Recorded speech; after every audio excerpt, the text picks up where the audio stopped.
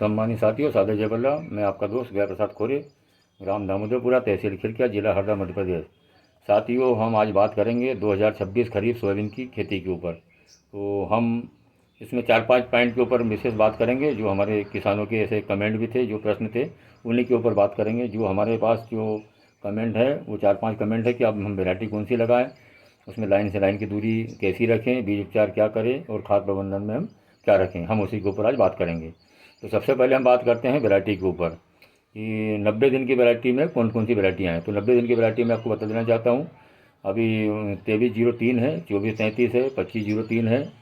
इसके बाद में ब्लैक गोल्ड है, और 2218 है, और NRC 150 है। ये 90 दिन की वैरायटियाँ हैं जो प्रचलन में है। हम इन्हें मतलब जहाँ भी उपलब्ध हो, जैसे भी हो, विश्वसनीय जगह से हम ले सकते हैं। नई नहीं है, लेकिन रेगुलर चलने वाली वैरायटियाँ हैं।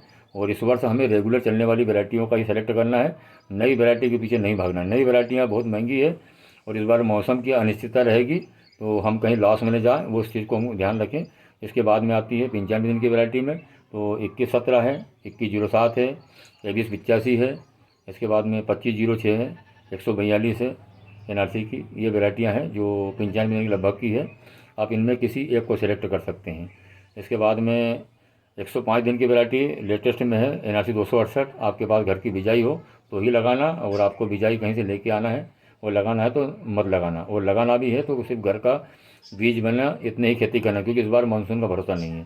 तो मैंने आपको 3 वैरायटी मतलब 3 समय की वैरायटियाँ बताई है, कम अवधि की, मध्यम अवधि की और अधिक अवधि की। अगर इनको हम 3 वैरायटी को सेलेक्ट करेंगे तो जैसे बारिश बताने कम है, अगर कम बारिश रही तो 90 दिन वाली वैरायटी सस्ती रहेगी।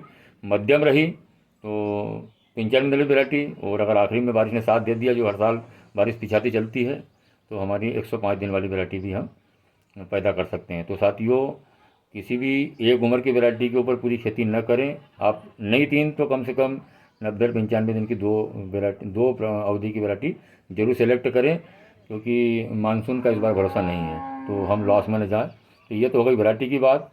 अब आती है लाइन से लाइन की दूरी की बात। तो लाइन से लाइन की दूरी की बात में 90 दिन की वैरायटी जो भी, उसको आप 9 से 12 इंच पे लगाएं। जो 95 दिन की वैरायटी उसको 12 से 14 पे लगाएं, और आपको 105 दिन की वैरायटी उसको 14 से 16 इंच पे लगाएं। ये लाइन से लाइन की दूरी की हो गई। बीज उपचार की अगर बात करें तो महंगे में अगर जाएँ सबसे अच्छा तो जेलोरा है, BSF का सबसे बेस्ट है। और अगर आप सस्ते में करना चाहें तो आपको कार्बन मैंगो जो साफ नाम से था उससे कर लें। सस्ते और महंगे दोनों चीज़ है, आपके पास ऑप्शन है। आप अगर किसी साथी ने पहले से कोई उपयोग किए हैं फंजीसाइड और उनके रिजल्ट हैं जो किफ़ायती किसान के लिए, वो कमेंट बॉक्स में ज़रूर बताएं। हम आगे उनको साथ में शामिल करेंगे, जो भी किसानों को बताएंगे, और अन्य किसानों को भी आपके अनुभव का फ़ायदा मिलेगा। तो ये तो हो गई बीज उपचार की बात। अब सबसे अहम बात खास जो उर्वरक प्रबंधन की, वो हमारे किसान साथी सोयाबीन की खेती में उर्वरक ऊपर ध्यान नहीं देते, न उसकी तैयारी करते हैं। तो मैं आपको बता देना चाहता हूँ, मैं लगातार 4 वर्ष से मेरी खेती में मैं बोनी के 1 हफ्ते पूर्व मेरी ज़मीन में पूरा खाद की बोनी कर देता हूँ। मैं कौन सा खाद बताता हूँ और आपको कौन से खाद का मैं सुझाव देना चाहता हूँ, वो आप इसको ध्यान से सुने। 30 किलो DAP और 10 किलो सल्फर, या बोनी के 1 हफ्ते पूर्व जहाँ आपकी सोयाबीन की गहराई जितनी जाए उससे 1 इंच नीचे आप इसको खाद की बोनी कर देना। हर हाथ में एंड्रॉइड मोबाइल है, आपको ये जानकारी तो मिल ही जाएगी कि 1 हफ्ते बाद मानसून आने वाला है, बारिश आने वाली है, हमारी बोनी 1 हफ्ते बाद हो जाएगी। आप 1 हफ्ता पहले जब पूरी ज़मीन आपकी तैयारी हो जाए, पूरी ज़मीन बुरबुरी बना के छोड़ दें, उस समय इसकी बोनी करके छोड़ देना, तो आपको बेहतर पैदावार मिलने में काफ़ी मदद मिलेगी, क्योंकि हमारे किसान साथी खाद के ऊपर ध्यान नहीं देते। तो ये तो मेरी जो सोयाबीन खेती के ऊपर कुछ जानकारियाँ थी, वो आपको मैंने शेयर की। अगर आपको मेरी जानकारी अच्छी लगे तो आगे इसे शेयर करें। चैनल को सब्सक्राइब नहीं किया है तो इसको सब्सक्राइब कर लें, अन्य साथियों में शेयर करें। धन्यवाद।